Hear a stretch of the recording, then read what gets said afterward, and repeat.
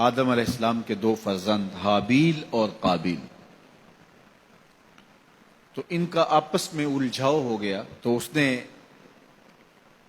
اپنے بھائی کو قتل کر دیا۔ معاملہ یہ تھا کہ جو سلسلہ تھا بقائے نسل انسانی، افزائش نسل انسانی اور فروغ نسل انسانی کے لیے، وہ یہ تھا کہ چونکہ ایک ہی باپ کی اولادیں تھیں، تو جب ولادت ہوتی تو ایک بیٹا اور ایک بیٹی پیدا ہوتی، تو یہ بیٹا اور بیٹی جو ایک دفعہ پیدا ہوئے ہیں، ان کا آپس میں نکاح نہیں ہو سکتا تھا، تو اس کے بعد جو دوسرے بیٹے اور بیٹی پیدا ہوتے تو ان کا مخالف سمت نکاح ہوتا۔ تو قابیل کے ساتھ پیدا ہونے والی جو لڑکی تھی، قابیل اس کے ساتھ نکاح کرنا چاہتا تھا، تو حضرت آدم علیہ السلام نے فرمایا ایسا نہیں ہوگا، لیکن چلو تم قربانی پیش کرو، جس کی قربانی قبول ہو گئی اس کا اس سے نکاح کر دیں گے۔ اس وقت جو شخص قربانی پیش کرتا تھا تو وہ جانور ذبح کرے یا گندم یا جو بھی، تو وہ باہر جنگل میں پہاڑوں پہ مختلف جگہوں پہ رکھ دیتے، پھر آسمان سے بجلی اترتی اور جس کی قربانی قبول ہوتی وہ بجلی اس کو اچک لیتی، اس کو جلا دیتی، اس کو کھا لیتی، اور جس کی قربانی قبول نہ ہوتی وہ یوں ہی پڑی رہتی۔ تو یہ طریقہ تھا قربانی کے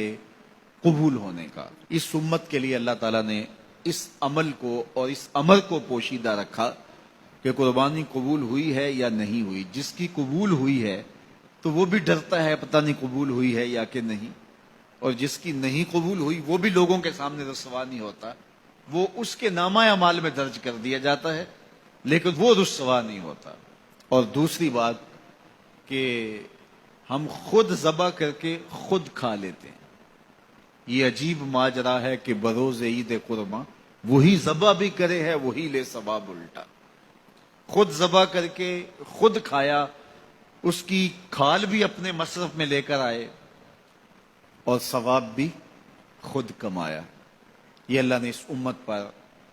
احسان کیا ہے۔ تو حابیل کی قربانی قبول کر لی گئی، قابیل کی قربانی قبول نہیں ہوئی، تو اس کو اپنے بھائی پہ غصہ آیا اور اس کو قتل کر ڈالا۔ اب جب قتل کر لیا، اور یہ تھا بھی پہلا قتل،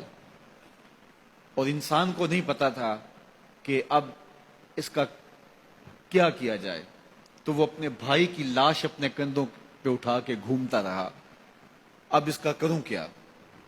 پھر اللہ نے دو کوے بھیجے، قرآن مجید میں وہ واقعہ موجود ہے۔ تو دونوں کوے لڑے، ایک نے دوسرے کو مار دیا، پھر زمین کو اپنے پاؤں سے کریدا اور کوے کو اس کے اندر رکھ کے اوپر مٹی ڈالی۔ تو قابیل نے ایسے سر پہ ہاتھ مارا، کہا کہ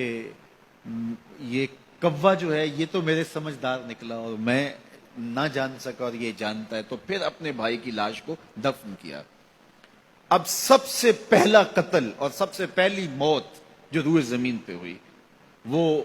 حابیل کی تھی۔ اب قیامت تک جتنے لوگ بھی قتل ہوں گے، جس طرح قاتل کو اس کی سزا اور اس کا گناہ پہنچے گا، یہ سارا گناہ قابیل کے نامہ اعمال میں بھی درج ہوتا رہے گا، اس لیے کہ اس جرم کا آغاز اس نے کیا۔ آپ سے اگر ہو سکے تو کسی اچھے کام کا آغاز کرنا، کبھی بھی کسی برے فعل کا ذریعہ نہ بننا۔ بعض اوقات ہوتا ہے ایک شخص کوئی ایسا کام کرتا، اس کی دیکھا دیکھی سارے لوگ کرنے لگ جاتے ہیں، اگر وہ اچھا ہوتا ہے تو اچھائی پھیلنے لگتی ہے، اور اگر وہ کام برا ہوتا ہے تو برائی پھیلنے لگتی ہے۔ تو انسانی فطرت ہے کہ وہ دیکھے دیکھے کام کرنے لگ جاتے ہیں۔ تو میں آپ کو یہ کہوں گا، کوئی بھی عمل ہو تو آپ کبھی بھی کوئی کام کرنے سے قبل یہ ضرور سوچیں کہ میرے کسی عمل کے تتبع سے کہیں جو ہے وہ میرے ذمے، میرے کھاتے کوئی ایسی چیز نہ آ جائے۔ اور اگر کوئی اچھائی ہے تو وہ حضور نے ایک دفعہ فنڈ مانگا،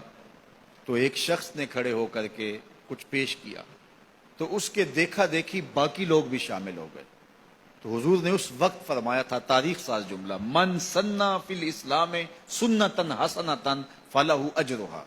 جس نے اسلام میں کوئی اچھا طریقہ رائج کیا تو اس کو اس کا اجر نصیب ہوگا، اور پھر اس کے دیکھا دیکھی جس نے بھی عمل کیا ان کا اجر بھی اس کے کھاتے میں لکھا جائے گا، اس کا اجر ختم کیے بغیر جس نے بعد میں کیا ہے پہلے شخص کے کھاتے میں بھی درج ہوتا رہے گا۔ میرے حضور کا ایک فرمان ہے کہ خیر کی چابی بنو اور شر کا تالا بنو۔ یہ کتنا جامع نسخہ ہے، خیر کی چابی بنو، خیر کو کھولنے والے بنو، اور شر کا تالا بنو۔ کچھ لوگ شر کی چابی بنتے ہیں اور خیر کا تالا بنتے ہیں، تو ہمیشہ اپنی زندگی میں کوئی بھی عمل کرنے سے قبل، وہ چھوٹے سے چھوٹا ہو یا بڑے سے بڑا ہو، آپ دیکھیں کہ اس کے معاشرے کے اوپر کیا اثرات مرتب ہوتے ہیں۔ آپ گلی سے گزرتے ہوئے کوئی پتھر کا ٹکڑا اٹھا کے ایک طرف کر دیتے ہیں تو آپ کے دیکھا دیکھی کئی اور لوگ بھی پتھر کے ٹکڑے اٹھانے لگ جاتے ہیں تو پوری گلی صاف ہو جاتی ہے، اور آپ اشارے پہ کھڑے ہیں اور اشارہ توڑ دیتے ہیں تو سارے لوگ جو ہے وہ پہلے جھجک رہے ہوتے ہیں، اور آپ نے اشارہ توڑا تو پھر ساری ٹریفک آپ کے پیچھے چلی گئی۔ اس اشارہ توڑنے کا گناہ جتنا بھی ہے، اس کا جو بھی لیول ہے، جس طرح آپ کو ملا اور بعد میں جو آنے والے، وہ سب کا گناہ آپ کے کھاتے میں بھی گیا، اس لیے کہ ریت آپ نے ڈالی ہے، باقیوں کو حوصلہ آپ نے دیا ہے۔ اس طرح بہت ساری چھوٹی چھوٹی باتیں ہیں جو اپنی زندگی کے اندر آپ خود غور کر سکتے ہیں، تو کسی کو گالی بھی نہ دیں، اور جو ہے وہ کسی گناہ کا سبب اور ذریعہ کبھی نہ بنے۔